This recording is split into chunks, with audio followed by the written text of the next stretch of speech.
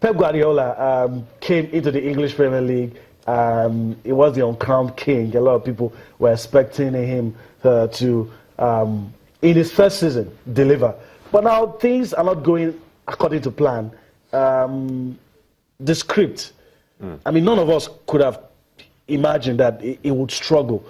I mean, it's not really a bad position that he's in now, but the fact that he's struggling, this is someone that a lot of us feel is a genius. But now, making some calls you don't understand, some selection, I don't know, maybe because we are Nigerians and it's affecting our boy, maybe that as well. But now there are rumors that he's saying that Manchester City might just be his last club, and that sounds like a frustrated person. Well, at this point, my message to Pep is that say ranting won't help you at this point. All you need to do is try and see how you can adjust with the busy, festive period, which has affected, these players where they have to play more than 6 games in 13, 14 days. You look at it and say, I mean, fatigue will set in, and that is really affecting Manchester City at this point. But it says a lot about the scout team. Away from that, I think for Pep at this point, being his last club, Manchester City, is 45, am I correct with that? And you've seen coach at the age of 65, still, will I say, giving clubs their best in that one. So for Pep, maybe he's been carried away by the mood there at this point, but I don't see Manchester City being his last club. Well, I have to look at the fact that some of the things he's saying has merit. I mean, yesterday, for me, the dismissal of Fernandinho was,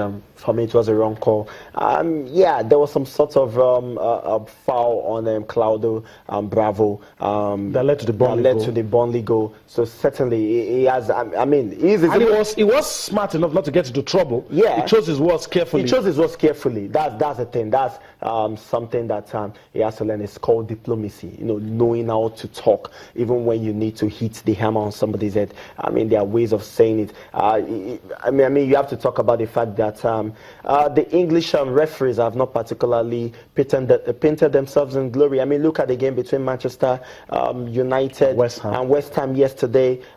You need to see what Mike Dean did in that game. It was as if, I mean, I was asking myself, what sort of call is this? For me, I was telling somebody today,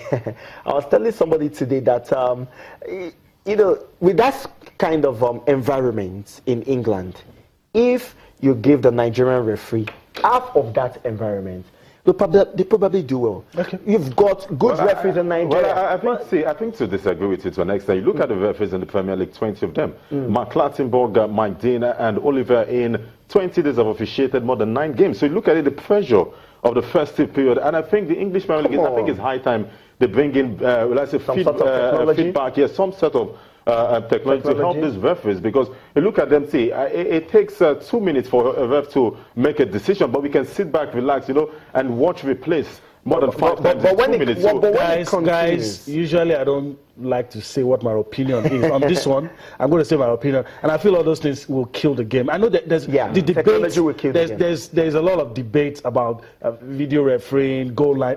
I don't have a problem with goal line technology, but the way we're going, stopping the game at intervals, no, it's going to kill. I think it's going to kill the game. So pardon me for giving you my opinion, but I just you're spot on that. All right, let's talk about Swansea and talk about Paul Clement. He's been named. It's been an odd seat. Managers rarely lasting a year on that odd seat. But Paul Clement, Carlo Ancelotti's assistant, gets the job, and we'll see how far it can go. But hot seat, can he manage to steer Swansea out? I mean, this is that problem. This is unlike clubs that he has managed. We should say probably being an assistant to the main manager.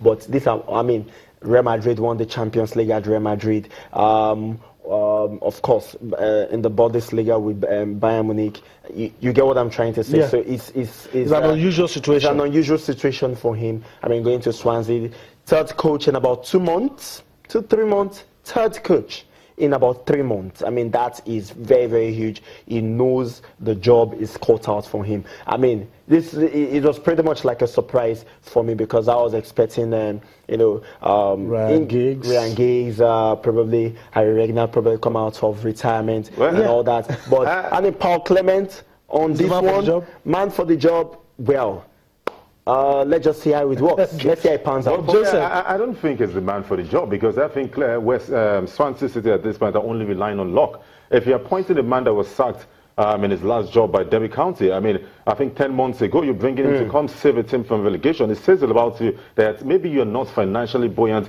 to bring in this top quality coach. So it will only try. But not having options. Well, not having options at this point, so they have to stick with him. I think he will only try. With the pressure in the Premier League this season, I don't think Swansea can escape that. Is it about options? I think they had options. Okay. Maybe they just feel that they just need to get someone. Talking sports usually takes your breath away. You don't really have time. We're on the home stretch, but let's take a look at the English Premier League and take a look at the results, some of the matches. Wow. Okay.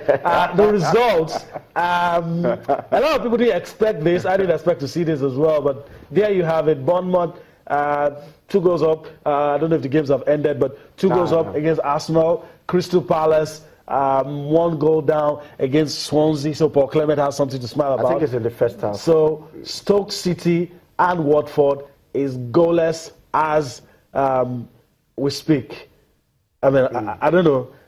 You guys, in 30 seconds, because our time is 30 seconds, I know you want to talk about the Arsenal game. Did you see this happening? Well, it's the first half. I think I saw it happen. I mean, the two sides played pretty much almost same way. But Bournemouth want to prove a point. They lost 3-1 to Arsenal about 3 weeks ago, and they know that they want to prove a point. Swansea City for Paul Clement. I think it's a good one for him playing away. But then there's still more to play. Okay. Just pretty much end of the first half. So let's just see what happens in the second half. Joseph, well, I think for Arsenal, Bournemouth, you see, Arsenal's got to understand something. If you want to challenge for the Premier League this season, if you want to be in the top 4, because look at the top 6, and the only reason why it has been, renamed as the top 6 instead of the top 4 is that you have Manchester City and Manchester United seated 5th and 6th. So at this point, if you want to beat those teams and make the Champions League spot, you have to start winning games against small teams, because if you're not winning against Bournemouth, do you want to win against Manchester United or Old Trafford? So I think for Arsene Wenger, it's high time for him, to try and put something together for Arsenal so that they can, start winning titles. Guys, I want to thank you for your time. It's been fun having you talking sports, and it's good to hope we will do this again some other time. I also want to thank you for being there. It's always reassuring knowing that you're there watching us. And of course, we're going to do this again tomorrow. Till then, bye-bye now.